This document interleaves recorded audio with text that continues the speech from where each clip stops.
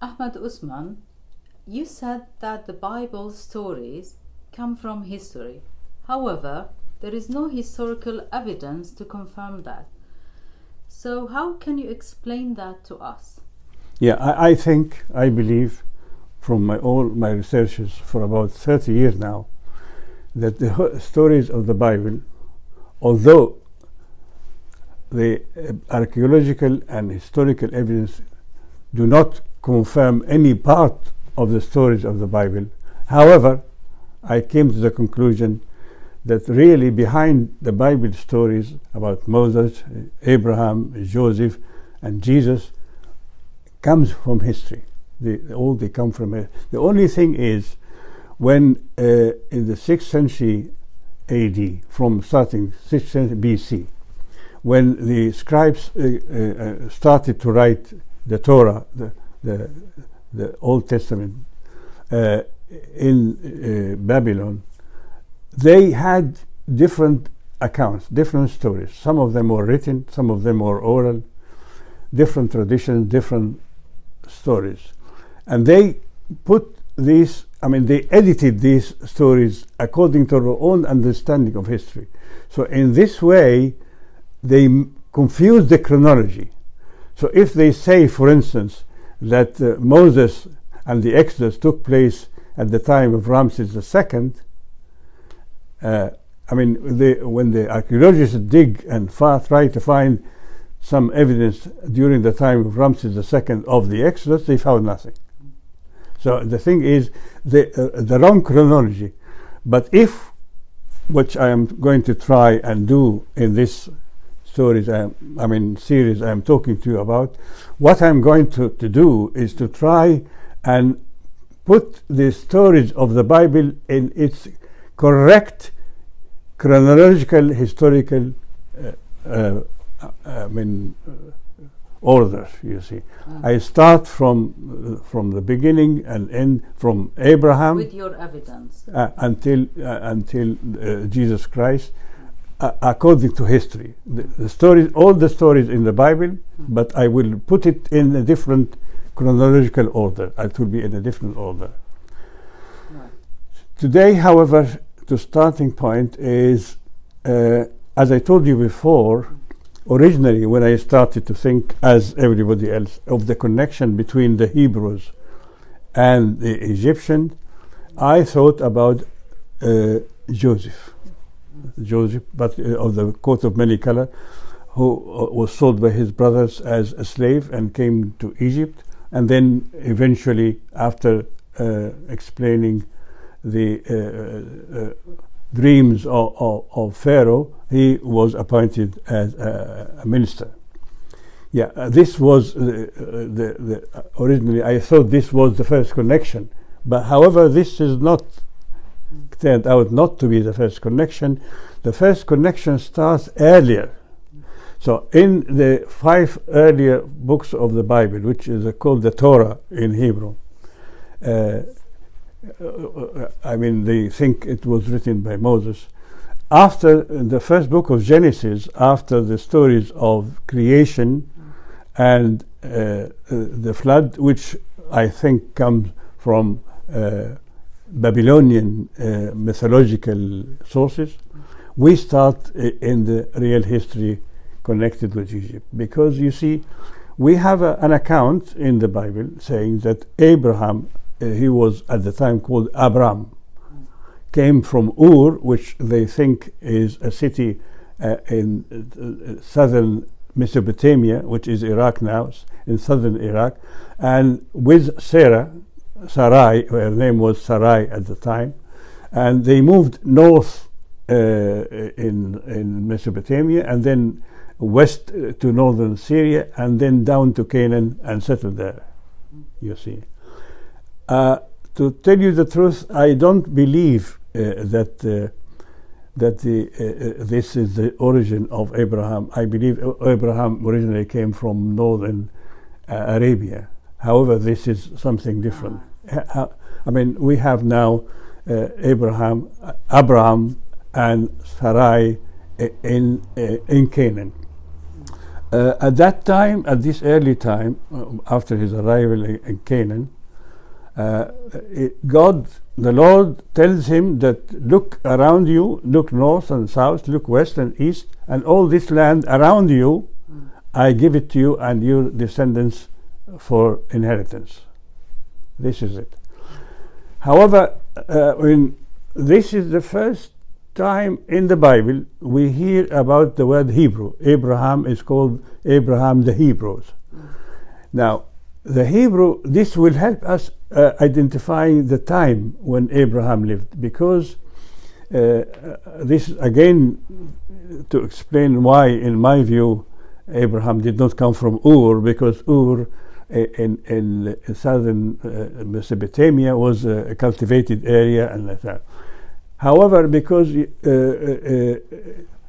about 12,000 years ago, the axis of the Earth's axis has changed for some reason. Maybe a meteorite hit the Earth or something, but the axis of it changed.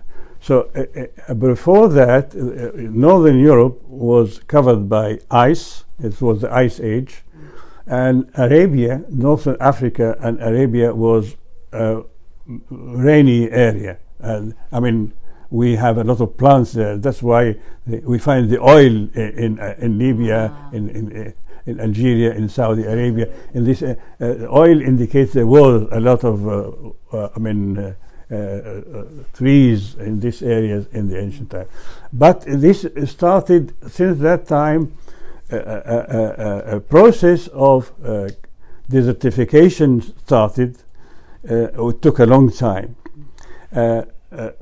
When each period when an area loses its water, the tribes from Arabia moved north.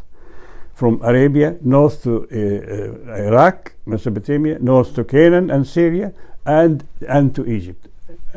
Different, I mean, every 100 years, every 200 years. And we have, from Egyptian sources, historical sources, indication that during the 15th century BC, starting from the 15th century BC, some people called Abiru, Khabiru, Abiru, which are identified as the Hebrews, came to the land of Canaan, and they were threatening the different cities there. We have stories, letters coming from the princes of Canaan to Pharaoh in Egypt, asking for his protection against the Hebrew inflation. So this is the time when the Hebrews came. But the Hebrews were not only one tribe, there were different tribes. A group of different tribes invading the north. Eventually they settled down, whatever it is.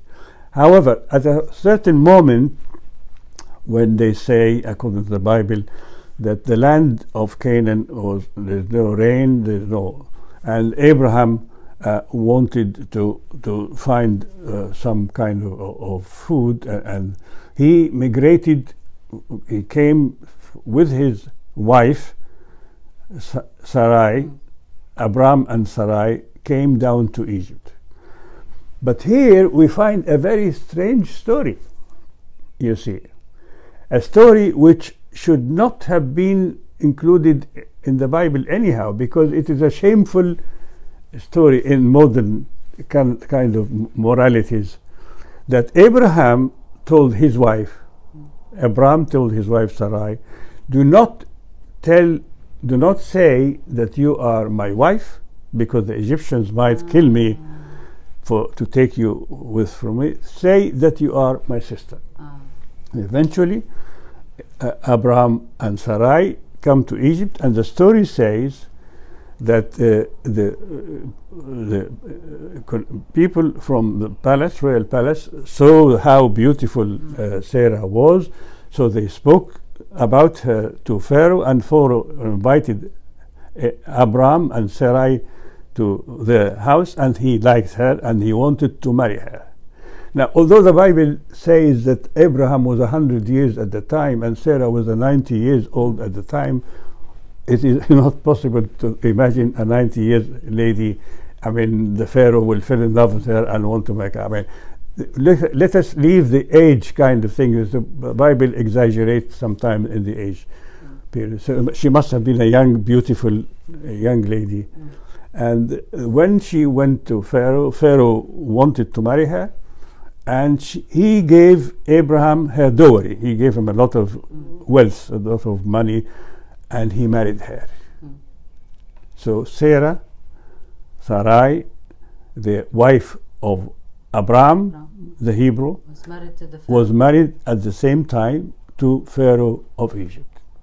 This story, you see, could not have been included if it did not come from an original historical event, because, as I said, it is a shameful thing for a man to allow his wife to marry another woman.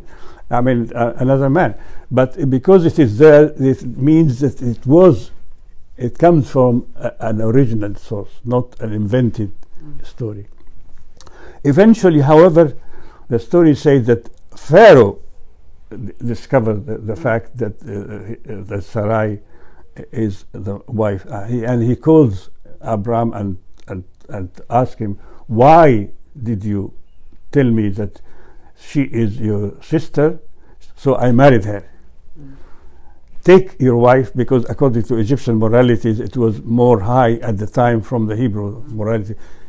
He can have any woman, but not a woman is already married to another man. Take your wife and leave the country. Go back to. So he took the wife. At the same time, maybe because you see he was looking ahead at the future of Sarai leaving the country, so he gave her a maid called Hagar, an Egyptian maid, to be with her, indicating that he might have expected that she might get a child from him, and she will need a maid with her. So Abraham, Sarai, and Hagar, her maid, left and went to Canaan. And there, Hagar was Egyptian. Sarai was Egyptian, yes. Hagar was an Egyptian lady, and eventually Abraham is said to have married Sarai and got a child from her, Ishmael, you see. The thing is, now we have Sarai married to two men, to Abraham, the Hebrew, and Pharaoh of Egypt. Then she gave birth to a child, and this child is Isaac, whose son was Isaac. I mean, Abraham or the Pharaoh? Abraham or Pharaoh. We have some indication in the biblical story itself that points out that to the fact that Isaac was not the son of Abraham, but the son of Pharaoh. The first thing is that Sarai, the word Sarai, the name indicates quarrelsome, is changed to the word Sarah or Zara, which means princess or a queen, indicating her royal status at that time. And then again, before the birth of Isaac, in preparation for the birth of Isaac, so mean that already Sarah was pregnant, the Lord tells Abraham that you and the people of your group, your family, your house, all of them, the male people, men, should be circumcised. Until that moment of history, only Egyptians were circumcised. This was not a custom. This is the first time. Abraham was an old man that he was told at this old age to circumcise himself and all the male children. And this became a covenant between the Lord and the Hebrews. A covenant. One point of the covenant, only one point, is to become Egyptianized by being circumcised. This is one point. The other point, obviously, the Sarai becomes Sarah, the princess. The third thing is that, I mean, we already have the Lord giving land in Canaan, piece of land to Abraham and his children. Now the Lord tells Abraham that your son, or in fact your descendants only from Isaac, the descendants of Isaac will inherit the land between the river Nile and the river Euphrates. Why? This was exactly the borders of the empire of the Pharaoh of Egypt. Yeah, I mean, why should Isaac? I mean, Abraham had different other sons. He had Ishmael from Hagar, and he had another wife, a Midianite wife, called Keturah, and he had 6 sons from. So Abraham, other than Isaac, he had 6 sons from Keturah and 1 son from Hagar. He had 7 sons. However, only the descendants of Isaac are promised to rule the land between Egypt, River Nile, and the. So this also another thing that the Lord tells Abraham that your descendants from Isaac's side, not other descendants, your descendants from Isaac will go back to Egypt, and the 4th generation will come back to Canaan. So all are connected to Egypt. You see, so I think the story itself would not have been mentioned in the Bible if it was not historically of origin, because it's a shameful action really for Abraham to allow his wife to be married to another woman, a man. And strangely enough, we find in the Talmud, the Talmud is a very important book for the Jewish people, because it indicates that they had some oral traditions to explain some biblical stories. They have a strange account that says that when Abraham made a party celebrating the birth of his son, people laughed and said he doesn't look like him. He's not like him. And then again, a more important thing, that if Abraham, I mean, this is his son from Sarah. I mean, he should be. I mean, if it was his son, he should love him, care for him, and want to. Instead, we are have an account that he took the child, young child, it was a little child, to Jerusalem, and on the rock in Jerusalem, on the holy rock of Jerusalem, he wanted to sacrifice him. Why should Abraham sacrifice his only son? So the son is of the pharaohs, is not of Abraham. If it was his son, I mean, why should he sacrifice his son? Exactly. Unless he thought it was a son of shame.